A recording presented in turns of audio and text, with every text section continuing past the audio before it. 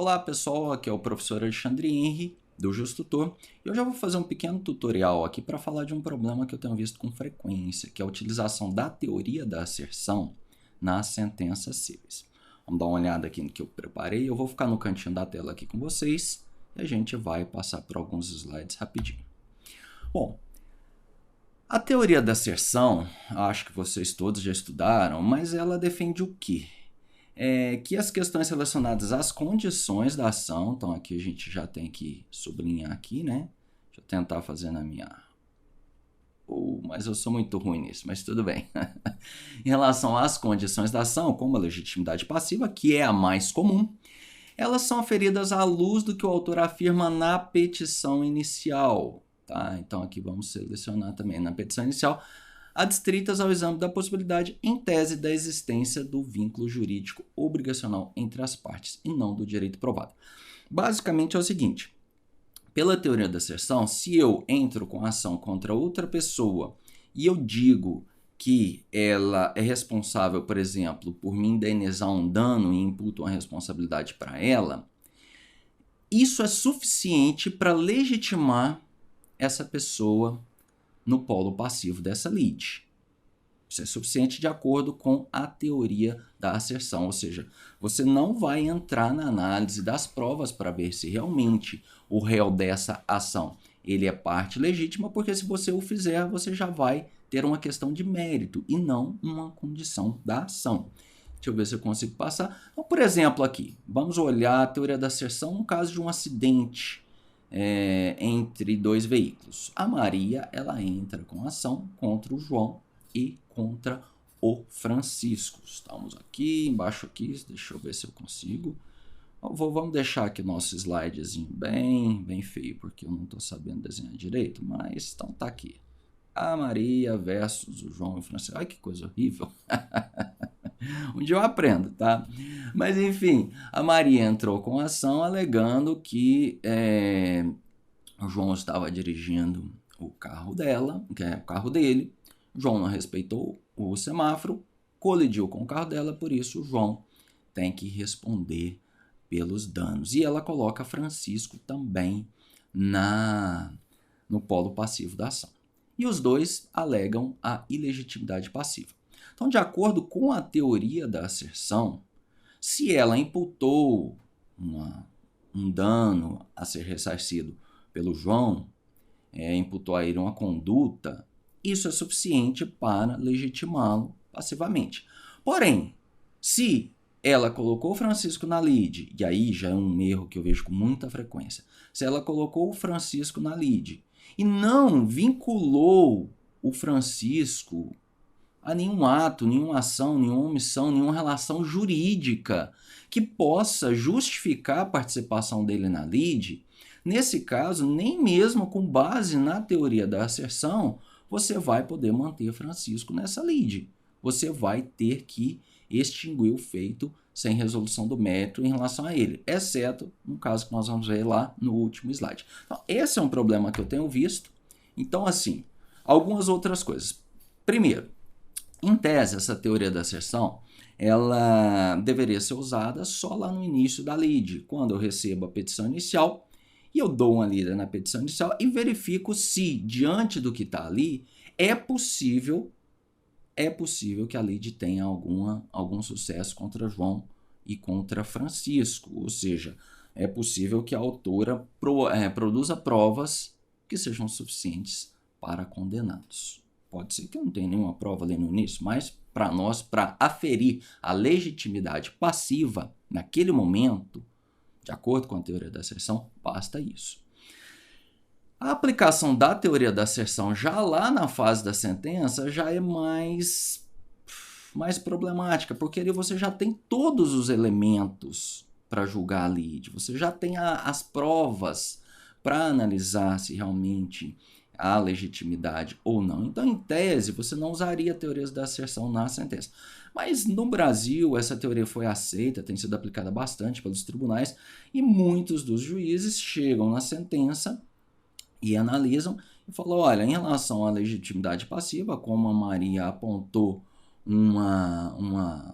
ação por parte de João, que cruzou o semáforo vermelho, atingiu o carro dela, não se trata de uma questão preliminar, e sim de uma questão de mérito. Então, a legitimidade passiva dele, de acordo com a teoria da asserção. Isso em sede de sentença.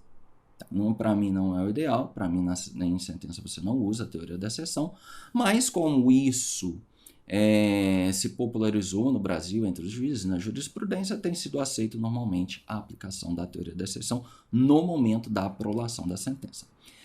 Eu volto a dizer, está aqui no nosso slide, vamos colocar aqui, ó, então, não é uma teoria aceita, tá, de forma unânime pela doutrina. Então, tem doutrinadores que não falam assim, olha, na legislação processual brasileira, a teoria da asserção não tem cabimento. Alguns doutrinadores falam isso. Mas, em uma prova de concurso, eu recomendo, pode-se usá-la, porque ela é amplamente aceita, inclusive pelo Superior Tribunal de Justiça, como eu coloco aqui, ó, tem sido aceita pela jurisprudência brasileira, principalmente pelo STJ. E, como eu disse para vocês, ela tem sido aplicada mesmo no momento da prolação da sentença. Então, sigamos em frente. Agora, atenção, e aqui é o motivo de eu ter gravado esse vídeo, são as falhas. Eu já falei lá no começo daquele exemplo da Maria, do João e do Francisco, e vou falar de mais um pouquinho o que eu tenho visto. Primeiro, a teoria da asserção ela não pode ser aplicada indiscriminadamente. Deixa eu achar aqui o meu ponteirinho. Isso. E como é que é essa aplicação indiscriminada? Por exemplo, na questão da competência do juiz, eu já vi alunos meus aplicando teoria da asserção para analisar preliminar de incompetência do juízo. Não cabe. Por quê? Porque ou o juiz ele é competente para analisar a lide ou ele não é. Isso você vai ter que decidir em sede de preliminar. Não existe teoria da asserção para falar assim, eu tenho que verificar as provas, só depois de eu verificar as provas que eu vou ter certeza da minha competência, então já vai ser uma questão de mérito. Não, no meu entendimento, não. No meu entendimento, você analisa a questão da competência ali no começo. E se você entender que para aquele determinado pedido, ou aquele determinado fato, ou mesmo para a lide toda, você não é competente, acabou. Não vai entrar em mérito, não é uma questão de mérito. Mesma coisa, eu já vi alunos aplicando a teoria da exceção para analisar a questão da prescrição. E isso não tem cabimento, porque a prescrição já é uma preliminar do mérito. Então, você vai analisar a prescrição de acordo com os elementos que tem ali na hora da sentença, sem falar em teoria da asserção. E tem outros casos em que a análise, aí a gente volta para as preliminares de legitimidade passiva, principalmente, mas a teoria da asserção também cabe na preliminar de legitimidade ativa, mas na de passiva, que é o mais comum, em que há casos em que você vai analisar essa questão da legitimidade com base apenas na legislação. Então, tem casos que explicitamente a lei fala que aquela parte ela não é legitimada. Me falha a memória aqui um exemplo, mas, por exemplo, quando a gente tem questões que envolvem, por exemplo, entes diversos da federação. Então, a pessoa entra com a ação na Justiça Federal e inclui, por exemplo... Eu vou dar um exemplo aqui comum. Ele entra com pedido de restituição, tá, de imposto de renda retido na fonte de um servidor público estadual. E entra com essa ação contra o Estado e contra a União. E a jurisprudência já deixou claro, com base na legislação, que a União não é parte legítima, porque quem recolhe esse imposto de renda do servidor público estadual e fica com essa arrecadação é o Estado. Então, legitimado é só o Estado. Em um caso como esse, você não aplica a teoria da asserção, porque é uma questão meramente jurídica, que não vai depender da análise posterior de prova para você saber se realmente há legitimidade ou não. Não é uma questão de mérito. Entendeu? Então, esse detalhe que eu queria chamar a atenção. Por quê? Porque a teoria da asserção me parece que virou um coringa que chega na fase de preliminar, tem aluno que afasta todas as preliminares com base na teoria da asserção. E isso não está correto. E outra coisa que eu coloco sempre aqui, presta atenção, deixa eu ver se eu acho meu ponteirinho aqui de novo. Quando utilizada em uma sentença, ela deve ser contextualizada e trazida para o caso concreto. O que eu quero dizer com isso? Vamos dar uma olhada aqui. Eu apliquei, por exemplo, um exercício para os meus alunos em que a Maria comprou um celular e ela sofreu um furto simples depois. E ela tinha comprado, no momento em que ela comprou o celular dela, ela fez um seguro. Tá? Com a Zurich Seguros, ela comprou o celular na Via Varejo. Isso é um caso fictício, tá? Apesar das empresas serem empresas reais, mas é um caso fictício. Então, a Via Varejo vem, ela entra com a ação contra a Zurich e a Via Varejo, ela pede que então ela seja indenizada pelo furto daquele celular, já que ela, quando ela comprou o celular, ela fez um seguro que ela entendia que incluía furto também, proteção contra furto. E vem a Via Varejo, ela apresenta uma contestação que ela afirma que ela é parte ilegítima, então aqui é uma parte ilegítima para compor o feito, pois a autora faz pedidos que são claramente direcionados à seguradora. Então, tá, beleza. Sendo que a causa de pedir da indenização por danos morais é exclusivamente negativa de pagamento da indenização. Aí eu vou trazer um exemplo de um aluno meu e como é que esse aluno resolveu essa preliminar. Ele falou assim, afasto a preliminar de ilegitimidade passiva suscitada pela ré via varejo. A legitimidade para a causa é a pertinência subjetiva para a demanda e, de acordo com a teoria da asserção, a legitimidade ad causam deve ser verificada no momento da propositura da ação. Entretanto, essa preliminar se confunde com o mérito, devendo ser apreciado em momento oportuno. Isso aqui é uma decisão genérica, como diz o CPC. Então, isso aqui vou até escrever aqui, vamos aproveitar aqui, genérico. Isso aqui é só para eu gastar a minha mesa digitalizadora aqui. É uma decisão genérica e que ela serve para qualquer sentença, se você copiar e colar, porque aqui ele não adequou a alegação dele ao caso concreto. O que ele deveria ter feito? Eu quero afastar essa preliminar com base na teoria da asserção. Eu entendo que a teoria da asserção pode ser utilizada em sede de sentença, perfeito. Então ele vai falar o seguinte, olha, afasta a preliminar de legitimidade passiva suscitada pela ré via varejo com base na teoria da asserção. Verifica-se, de acordo com a petição inicial apresentada pela autora, que ela imputa à empresa Via Varejo uma falha decorrente de ausência de informação sobre os limites da garantia prestada por meio do contrato de seguro. A ré não teria informado que a garantia se aplicaria apenas aos casos de furtos qualificados.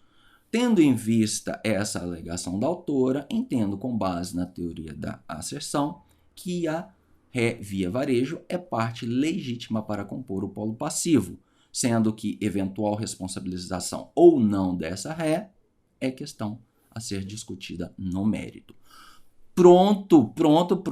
Eu deveria ter colocado o texto aqui também para ficar mais fácil, né? Não só falar. Mas entendeu? Aí ela trouxe a teoria da asserção para o caso concreto.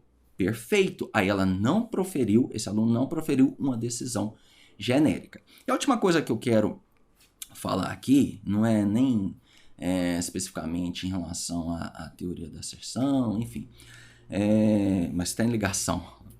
É só lembrar em relação às preliminares o que diz o nosso artigo 488, e eu vejo isso em sentença. O que acontece? Existem alguns casos em que, de fato, há uma ilegitimidade passiva. Vamos voltar lá naquele caso. Lembra aqui que eu vou até anotar aqui para vocês, que era da Maria versus o João e o Francisco. Nós falamos. E ela não teria imputado nenhuma atuação ou omissão ou relação jurídica de Francisco com o acidente de carro para justificar a presença dele no polo passivo. Então, em tese, nem a teoria da asserção ia salvar esse caso, porque o Francisco não teria é legitimidade, mas como você já chegou na fase de sentença, se você já chegou na fase de sentença, você não utilizou lá na sua decisão inicial, no seu despacho inicial, não excluiu o Francisco da lide, você já o deixou sofrer todas as consequências de uma ação judicial, então o melhor que você tem não é chegar na sentença e reconhecer a ilegitimidade passiva dele, é aplicar justamente esse nosso artigo 488. Aqui diz desde que possível, né? Então, desde que possível, qual é a principal informação que eu trago aqui? Quando é que é possível eu resolver o mérito? Primeiro, quando eu for competente. Então, se o caso for de incompetência, não tem como você trazer para a sentença. Você vai parar lá na preliminar mesmo, reconhecendo a sua incompetência para julgar aquele caso. Mas se você for competente, se eu sou um juiz competente para julgar essa lide entre a Maria e o João e o Francisco, e eu verifiquei que, além de o Francisco não ser parte legítima, tem como, com base nas provas produzidas, eu dizer, por exemplo, que a responsável pelo acidente foi a Maria. Então a gente fez a produção de prova aqui e falou, olha, a Maria que na verdade cruzou o semáforo vermelho. Então nesse caso, por que eu não vou proferir uma sentença de mérito, incluindo também o Francisco, sem excluí-lo lá na preliminar de legitimidade passiva? Eu vou deixar o Francisco na lide, já chegou até a sentença mesmo, e vou proferir uma sentença de mérito com base no artigo 488. Porque essa decisão vai ser favorável a ele e vai impedir que Maria depois ajuize outra ação para tentar provar, excluir o João, para tentar provar que o Francisco é culpado. Já que se eu tiver extinguido a lide sem resolução do mérito, a lide entre Maria e Francisco, em tese ela pode ajuizar novamente outra ação contra o Francisco. Então, nesses casos, é mais interessante aplicar, é mais interessante não. É obrigatório, porque, ó, presta atenção, vou circular aqui, vou bagunçar nosso slide. O juiz resolverá o mérito.